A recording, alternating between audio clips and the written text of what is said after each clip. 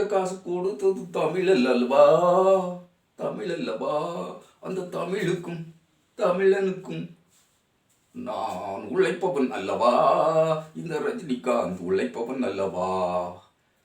அன்புமிக்க எனது ரசிக பெருமக்களுக்கு நான் வேண்டி கேட்டுக்கிறது என்னன்னா, நீங்கள் இந்த இடத்துல முக்கியமாக கவனிக்க வேண்டிய விஷயம், சீமான் நம்ம தலைவரை எவ்வளவு திட்டிருக்கார், என்னெல்லாம திட்டிருக்கார், எப்படி இல்லாமல் திட்டிருக்கார்.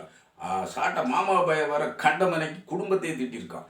இந்த நேரத்தில் சீமானை தலைவர் சந்திக்கலாமா அப்படின்னு நீங்கள் கோவப்படுவது, கொந்தளிப்பது எனக்கு தெரிகிறது, எனக்கு தெரிய வருகிறது. நான் எல்லாத்தையும் நான் பார்த்துக்கிட்டு தான் இருக்கேன். நீங்கள் கோவப்படவே வேண்டாம். சீமானோடு எனக்கான சந்திப்பு நானே நானே நானே ஏற்பாடு செய்தது. என் வழி, தனி வழி, எவனும் நோட்ட முடியாது. என் வழி தனி வழி. என்ன எந்த நேரத்துக்குள்ளேயும் அகப்படுத்த முடியாது, அகப்படவும் மாட்டேன். அது ரவீந்திரன் துரைசாமி போன அடிமைகளாக இருந்தாலும் சரி, சீமான் போன்ற நக்கிகளாக இருந்தாலும் சரி, நாக்பூர் நக்கிகள் ஆக இருந்தாலும் சரி, என்னை அடிமைப்படுத்த முடியாது. என் வழி தனி வழி. ரசிக கண்மணிகள், நீங்கள் அமைதி காக்க வேணும். நான் சீமானோடு சந்தித்த சந்திப்பு 132 வினாடிகள் மட்டுமே. பிரபாகரனை தமிழ் மண்ணிலே, இலங்கை மண்ணிலே சந்தித்து விட்டு வந்த பிரபாகரனை சந்தித்து விட்டு வந்த நமது சீமான் அவர்கள், அவர் அளந்திருக்கிற கதைகள், அவர் விட்டிருக்கிற ஓலாக்களுடைய எண்ணிக்கை, எண்ணிலடங்கா எண்ணிக்கை. அவர் என்னிடம் என்ன பேசியிருக்கிறார் என்பதை நான் உங்களுக்கு இந்த நேரத்தில் அறிக்கையாக விளக்கியே ஆக வேண்டிய கட்டாயத்தில் இருக்கிறேன். ஆகவே இந்த விளக்கத்தை நான் உங்களிடம் சொல்ல வந்திருக்கேன். நீங்கள் நீங்கள் நல்ல நல்ல நல்ல பொறுமையாக கேட்டுக்கணும். நல்ல பொறுமையாக கேட்டுக்கணும். என்ன கேட்டுக்கணும்னா, இந்த சீமான் ஆமைக்கறி சீமான் போர் மேகம் சூழ்ந்திருக்கிற நேரத்தில், வானவேடிக்கை போன்று குண்டுகள் விழுந்து கொண்டிருக்கும் நேரத்தில், யாரேனும் நல்ல சமையல் விருந்து பரிமாறிக்கொண்டிருப்பார்களா? அதுவும் குடும்பம் சம்மேதர்களாக இருந்து விருந்து பரிமாறிக்கொண்டு இவர் என்ன சாப்பிடுகிறார், ஏது சாப்பிடுகிறார், ஏதில் மிச்சம் வைக்கிறார், ஏதில் கை வைக்கிறார், எதில் நாக்க தொங்க போட்டுக்கிட்டு இருக்கிறார், இவன் நாட்டுக்கிட்டு நிற்பானா இல்லை வயிறு வருத்தவரா அப்படின்ட்டு பின்னாடி இன்று ஒருவர் குறிப்பெடுத்து கொண்டு இருப்பாரா? காஞ்ச ரொட்டியை தின்று போர் முனையிலே இருந்து கொண்டிருப்பவர்கள் இவருக்கு ஆமைக்கறி சமைத்து போட்டார்கள் என்று சொல்வது எவ்வளவு அற்பத்தனமானது, கேடுகரமானது. இதை கூட நம்பி கைத்தட்டுகிற அந்த கூட்டத்தை, அந்த ஈன கூட்டத்தை, அந்த வெறுமுட்டி கூட்டத்தை நான் மதித்து சீமானை சந்தித்தேன் என்று நீங்கள் நினைத்தால், ஐயோ, உங்களை நான் என்னவென்று சொல்வது? என் ரசிகர்களா, என் ரசிகர்கள், நீங்கள் என்னை எவ்வளவு வேகமாக கேட்ச் பண்ணணும். நான் அந்த சீமானை சந்திப்பதற்கு காரணமே வேறு. காலில் விழுந்து கதறுகிறான். என் கனவில் தினம் காலில் விழுந்து கிடந்தது. நான் உங்களை பேசியதற்கு என்னை மன்னித்து விடுங்கள், என்னை ஒரே ஒரு முறை சந்திப்பதற்கு அனுமதி கொடுங்கள் அப்படின்னு காலில் விழுந்து என் கனவில் கதறிக்கொண்டே இருக்கிறான். என்னடா இது அற்பத்தனமான காரியத்தில் இறங்கி இருக்கிறான், இந்த அற்ப பயலை நாம் ஏன் சந்திக்க வேண்டும், ஏன் தினமும் கனவில் பேசிக்கொண்டிருக்கிறானேன் என்று பார்த்தால், அங்கே விஜய் கட்சி ஆரம்பித்து விட்டான். விஜய் என்ற ஒருவர் கட்சி ஆரம்பித்து விட்ட உடனே இவனுடைய வாக்குகள் விஜய் கட்சிக்கு போய்விடும் என்ற பயம். என்னுடைய ரசிகர்களுடைய வாக்குகளை தான் வாங்கிக் கொள்ள வேண்டும். என்னிடமிருந்து என்னோடு ஒரு போட்டோவை எடுத்துக்கொண்டால் இவன் 1000 கதைகள் பேசி விடுவான். இவனே நல்ல பட இயக்குனர், நல்ல கதையாசிரியர், நல்ல வசனகர்த்தா என்பதால் 1000 கதைகளை உங்களிடம் பேசி பரப்பி விடுவான். என்னிடமிருந்தே உங்களை பிரித்து அவன் வழியில் கொண்டு போய் விடுவான். அந்த ஈன நிலைக்கு, அவல நிலைக்கு நான் எனது ரசிகர்களை தள்ளுவதற்கு ஒருபோதும் துணிய மாட்டேன். இந்த ரஜினிகாந்த் ஒரு முறை சொன்னா 100 தடவை சொன்ன மாதிரி, சீமானை நம்பாதே.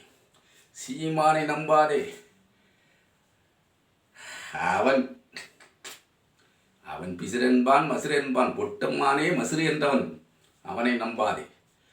அவன் என்னிடம் பேசிய கதையை நான் உன்னிடம் இப்போது பகிர்ந்தே ஆக வேண்டும். அவன் பேசினான், மணிக்கணக்காக இருந்து பேசினான், அழுது புரண்டான். கண்ணீர் என் கார்பட்டை நனைத்தது. என்ன செய்வது? மாற்றிக்கொண்டேன், தரை விரிப்பை மாற்றிக்கொண்டேன், மறுகணமே மாற்றிவிட்டேன். அழுது புரண்டு உருள்கிறான். உருண்டு விட்டு போ, என்ன செய்வது? நான் கால் மேல் கால் போட்டு இருந்தேன், வேறு வழி. அவன் பாட்டு உருளுகிறான், வாக்குக்காக வந்து உருளுகிறான், புரளுகிறான். புரோக்கர் ரவீந்திரன் துரைசாமி அருகில் இருந்து பார்த்து கொண்டிருக்கிறார். நீங்கள் தான் தயவு காட்ட வேண்டும், தயவு காட்ட வேண்டும், தாட்சண்யம் காட்ட வேண்டும், எல்லாம் மோடி சொல்லி வந்திருக்கிறார், மோடி சொல்லி வந்திருக்கிறார். அந்த மோடி என்ன, டாடி என்ன? அவர்கள் வேண்டுமானால் அதிமுகவுக்கு டாடி மேலே இருக்கார், பார்த்துக் கொள்வார் என்பார். எனக்கு எதிலும் அச்சமில்லை, கவலை இல்லை. அச்சமில்லை, அச்சமில்லை, அச்சம் என்பதில்லையே என்பதில் நான் ஓங்கி குரல் கொடுத்து நிற்பவன் இந்த ரஜினிகாந்த், உங்கள் சூப்பர் ஸ்டார். அப்படி இருக்கும்போது யாருக்கு நான் பயப்பட போகிறேன்? குருமூர்த்திக்கா? எந்த எருமூர்த்தியும் என்னை ஒன்றும் செய்துவிட முடியாது. நடவாத காரியம். அதை பற்றி நீங்கள் கவலைப்பட வேண்டாம். இந்த சீமான் என்னிடம் என்ன பேசினான்? அழுது புரண்டதே மணிக்கணக்கில். அவன் என்னிடம் வந்து பேசியது, என்னை காப்பாற்றுங்கள், விஜய் கட்சி ஆரம்பித்து விட்டார், என்னை காப்பாற்றுங்கள், நான் என்ன செய்ய வேண்டும் உங்களுக்கு என்றேன். எனக்கு நீங்கள் ஆதரவு கொடுக்க வேண்டும். முடியாத கதை இது அப்படின்றேன். முடியாத கதை. நான் ஒருபோதும் அரசியலில் ஈடுபட மாட்டேன், அதனால் உங்களுக்கு இந்த வாய்ப்பை நான் தரமாட்டேன் என்றேன். நீங்கள் தந்தே ஆக வேண்டும் என்று காலில் விழுந்து கஞ்சினான். விடவே முடியாது, தரவே முடியாது. நீங்கள் திரும்பி செல்லலாம். இதுதான் இந்த சந்திப்பின் நோக்கமாக இருந்தால் நீங்கள் வெறுங்கை வீசி செல்வதாகத்தான் பொருள் கொள்ள வேண்டும். மற்றபடி நான் உங்களுக்கு பொருள் எதுவும் தருவதாக இல்லை என்று நான் கராராக சொல்லிவிட்டேன். நான் ஒரு தடவை சொன்னால் 100 தடவை சொன்னது மாதிரி உங்களுக்கு புரியும். சொல்லிட்டேன். அவன் சொல்லி பார்த்தான். எத்தனை முட்டு, எத்தனை குட்டு, எத்தனை ரூட்டு, எத்தனை பிட்டு, எத்தனை மசுறு, எத்தனை பிசிறு, எத்தனை உசுறு, எத்தனை எத்தனை எத்தனை. நீங்கள் ஒரு நாளாக, ஒரு நாள், ஒரே ஒரு நாள் தம்பியாக இருந்து பாருங்கள், அப்போது தெரியும் என் வலி என்று எவ்வளவோ கால் பிடித்து கெஞ்சி கதறி கண்ணீர் விட்டு அழுது புலம்பி தீர்த்தான். நான் ஒருபோதும் உனக்கு தம்பியாக இருக்க விருப்பமில்லை, போய் வா சீமான், போ, வராதே போ என்று அனுப்பினேன். அவன் எவ்வளவு மன்றாடினான், போ, வராதே போ, உனக்காக நான் எதுவுமே செய்ய முடியாது, போய்விடு என்று சொன்னேன். அவன் திரும்ப திரும்ப அழுது புரண்டு கொண்டுதான் இருந்தான். வேறு எந்த பேச்சுவார்த்தையும் இல்லை. நான் அவனுக்கு எந்த பேச்சுவார்த்தையிலும் உடன்படவும் இல்லை. ஆமாம், நீ என்னை திட்டியதை நான் மன்னித்து விட்டேன் என்று சொல்லவில்லை, மனதில் வைத்திருக்கிறேன், விடமாட்டேன். என் ரசிகர்கள் நான் என்னை பழித்தவனை ஒருபோதும் விடமாட்டார்கள் அப்படின்னு நான் மனதில் வைத்திருக்கிறேன். என் ரசிகர்கள் மீது எனக்கு நம்பிக்கை இருக்கிறது. என்னை பழித்தவனை, என் குடும்பத்தை பழித்தவனை எனது ரசிகர்கள் ஒருபோதும் மன்னிக்க மாட்டார்கள். இந்த சீமானை தீண்டவே மாட்டார்கள், இந்த சீமானுக்கு வாக்களிக்கவே மாட்டார்கள் என்று நான் நம்பிக்கை வைத்திருக்கிறேன். அந்த நம்பிக்கையின் அடிப்படையில் ஒத்த வாக்கை கூட எதிர்பார்த்து என்னிடம் வராதே போ என்று தான் நான் அவனிடம் சொல்லியிருக்கிறேன். அவன் வெளியே வந்து இன்னும் 1000 ஓலா கதைகளை இன்னும் கொஞ்ச நாட்களிலே விடுவான். அவன் விடுவான். என்னை, நான் ஒரு வெற்றிடம் இருக்கிறது அரசியலில் என்று சொன்னால், அவன் சுடுகாட்டில் கூட வெற்றிடம் இருக்கிறது என்று என்னை சுடுகாடு போ என்று சொன்னவன். ஏன் அவன் சுடுகாடு போக மாட்டானா? ஏன் அவனுக்கு சுடுகாடு அவனை அழைக்காதா? ரசிகர்கள் நீங்கள் கண்ணும் கருத்துமாக இருக்க வேண்டும். இந்த இடத்தில் நான் அவரிடம் எதை பற்றியும் பேசவில்லை, எந்த அரசியலை பற்றியும் பேசவில்லை, எந்த ஆதரவையும் அவனுக்கு தருவேன் என்று சொல்லவில்லை, எந்த விதத்தில் நிதியும் தருவேன் என்று எதையுமே சொல்லவில்லை, எதையுமே அவனிடம் நான் பேசவில்லை. நலம் கூட அவனிடம் நான் விசாரித்ததில்லை. அவன் எத்தனையோ பொய்கள் சொல்லுவான். அத்தனை பொய்களும் பொய்கள்தான் என்பதை திடமாக ரசிகர்கள் நம்பிக்கொள்ள வேண்டும். இந்த ரஜினிகாந்த் வழி தனி வழி.